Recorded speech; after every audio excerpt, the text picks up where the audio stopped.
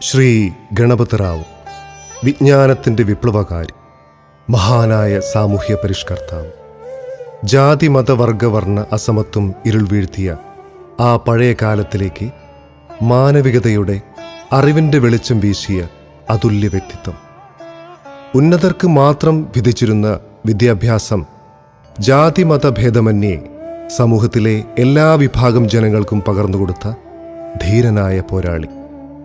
മലബാറിലെ, വിശേഷിച്ച് കോഴിക്കോട് ജില്ലയിലെ വിദ്യാഭ്യാസ ചരിത്രത്തിൽ സുവർണ ലിപികളാൽ എഴുതപ്പെട്ട ദീർഘവീക്ഷണമുള്ള മനുഷ്യസ്നേഹി.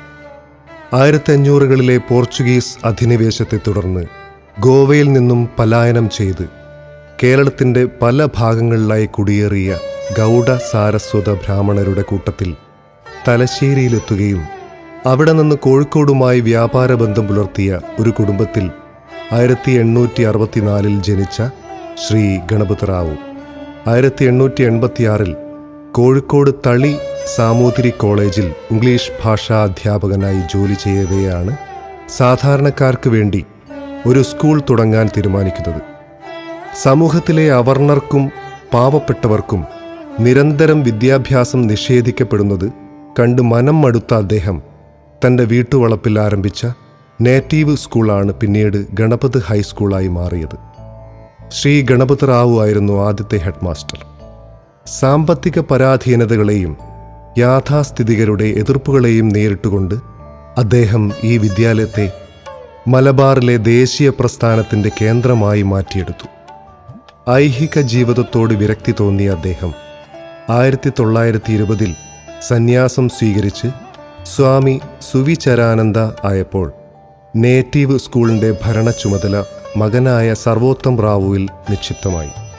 പിതാവിൻ്റെ സ്മരണ നിലനിർത്താനായി സ്കൂളിൻ്റെ പേര് 1928 ഗണപത് ഹൈസ്കൂൾ എന്നാക്കി മാറ്റി. 1932 പെൺകുട്ടികൾക്കും ഗണപത് സ്കൂളിൽ പ്രവേശനം അനുവദിക്കപ്പെട്ടു. സർവോത്തം റാവുവിൻ്റെ നേതൃത്വത്തിൽ രൂപം കൊണ്ട മലബാർ എഡ്യൂക്കേഷണൽ സൊസൈറ്റി, കല്ലായി, ഫറോക്ക് തുടങ്ങിയ സ്ഥലങ്ങളിൽ ഗണപത് ഹൈസ്കൂളുകളും മലപ്പുറം ജില്ലയിലെ കിഴിശ്ശേരി ഉൾപ്പെടെ നിരവധി UP സ്കൂളുകളും ആരംഭിച്ചു. വയനാട്ടിലെ സർവജന ഹൈസ്കൂൾ, താനൂരിലെ ദേവദാർ ഹൈസ്കൂൾ എന്നിവയുടെ ഭരണ ചുമതലയും മലബാർ എഡ്യൂക്കേഷണൽ സൊസൈറ്റി ഏറ്റെടുത്തു. 1944 ശ്രീ ഗണപതിറാവു ഓർമ്മയായി.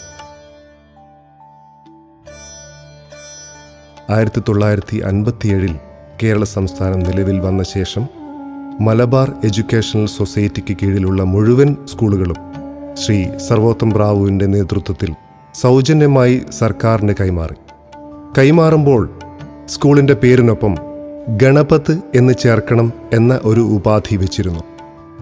1961 ചാലപ്പുറത്ത് താൽക്കാലിക കെട്ടിടത്തിൽ ഗേൾസ് ഹൈസ്കൂൾ ആരംഭിച്ചു. 1971 പുതിയ കെട്ടിടത്തിൻ്റെ പണി പൂർത്തീകരിച്ചു.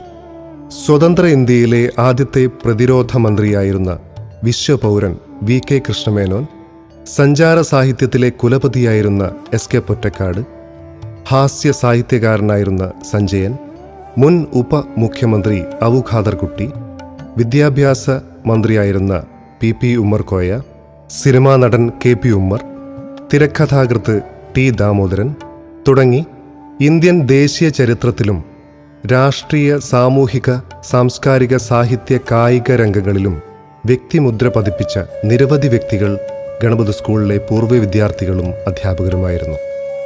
1989 SSLC പരീക്ഷയിൽ 1ാം റാങ്കും 11ാം റാങ്കും ലഭിച്ചതിനാൽ സ്കൂളിൻ്റെ പേരിനൊപ്പം മോഡൽ സ്കൂൾ എന്ന് കൂട്ടിച്ചേർത്തു. റാങ്കുകൾ യഥാക്രമം ലിജി, രേഖാചന്ദ്ര എന്നിവർക്കായിരുന്നു.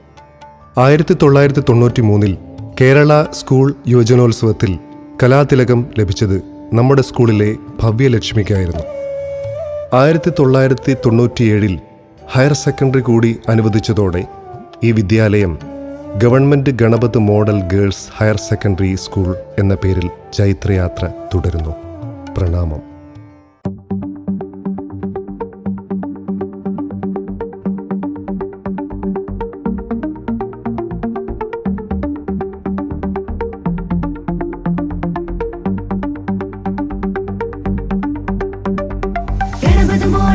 ഗേൾസ് ചാലപ്പുറം.